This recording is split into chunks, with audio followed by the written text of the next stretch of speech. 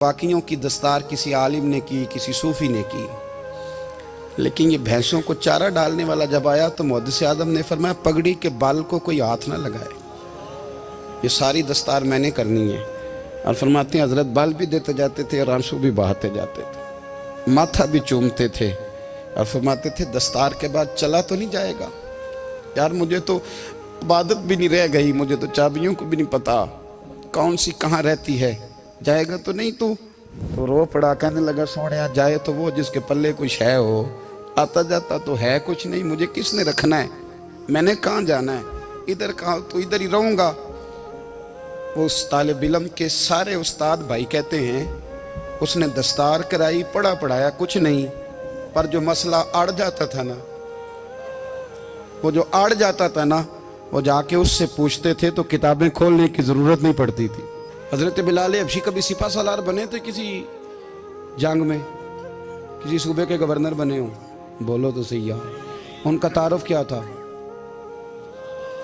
नबी करीम के गुलाम। हुजूर के ना जो ज़ाती मामलात थे ना, 20 अंसारी नौजवान थे जो हर वक्त नबी पाक के पास खड़े रहते थे कि हुजूर को हुक्म करें। 20 और 34 से लेकर 40 तक गुलाम हर वक्त हुजूर की बारगाह में रहते। हजरत बिलाल हुजूर के ज़ाती मामलात की खिदमत करते थे। कोई ऐसी वो जो तबलीग की या दावत की या जंग की या जिहाद की कोई ड्यूटी नहीं वो करते थे, ज़ाती खिदमत सरकार की।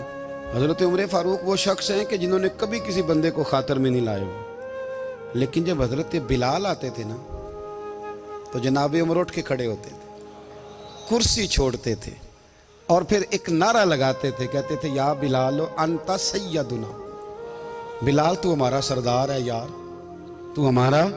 यानी इश्क का ज़ौक़ पूरा करना उन्हें भी आता था। इसलिए मेरा मशवरा है, मेरी राय है, और जो मेरा हुक्म मानने वाले हैं उनके लिए मेरा हुक्म है कि ज़ौक़ ना कभी भी ख़राब करना, कभी भी ना ज़ौक़ ना ख़राब करना, अपना लुत्फ़। मैंने कई दफ़ा, मैं पहली दफ़ा मदीना शरीफ हाज़िर हुआ तो एक बाबा जी मेरे आगे आगे थे, तो उनको ना धक्के मार रहा था। वो सामने खड़े होते हैं ना, अल्लाह खैर फरमाए, अपनी अपनी ड्यूटियाँ ना, उनकी भी एक ड्यूटी है ना जी। तो वो धक्के मार रहा था तो बाबा उसे कह रहा था तेरी खैर होवे पहरेदारा, रोजे दी जाली चुम लैन दे। उन्हें फिर धक्का मारिया तो फिर उन्हें कहता तेरी खैर होवे पहरेदारा।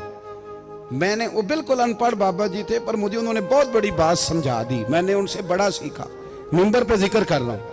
वो तीसरी दफा फिर धक्का मारा, तेरी खैर होवे पहरेदार, रोजे दी जाली। तो बाबा जी बाहर निकल आए तो मैं भी पीछे निकल आया। तो मैंने कहा बाबा जी यहाँ कुछ इन्होंने बांग्लादेशी और हिंदुस्तानी भी रखे हुए हैं, पर ये तो अरबी था खालस, उन्होंने कदों ਤੁਹਾਡੀ भी समझ आती सी, ਤੁਸੀਂ पंजाबी ਦਾ शेर सुनाई जा रहे हो। कहते पुत्र मैनू भी पता है उन्होंने नहीं समझ आ रही, पर मैं तो अपना रांझा पै राजी करता सा, मैनू पता है उन्होंने कहा ओ यार असी रांझा भी तो राजी करना है कि नहीं, कि सारी जिंदगी किलो काल के झगड़े में पड़े रहना है। ऐ इश्क तेरे सदके जलने से छुटे सस्ते, जो आग बुझा देगी वो।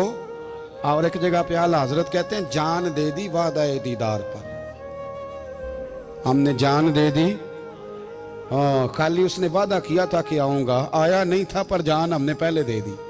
तो इसलिए ना ज़ौक़, शौक़, प्यार, वारफ्तगी, मोहब्बत असातिज़ा के लिए, बुज़ुर्गों के लिए, उलमा के लिए, मशाइख के लिए, बड़ों के लिए ना ज़ौक़ ना कभी ख़राब होने पाए।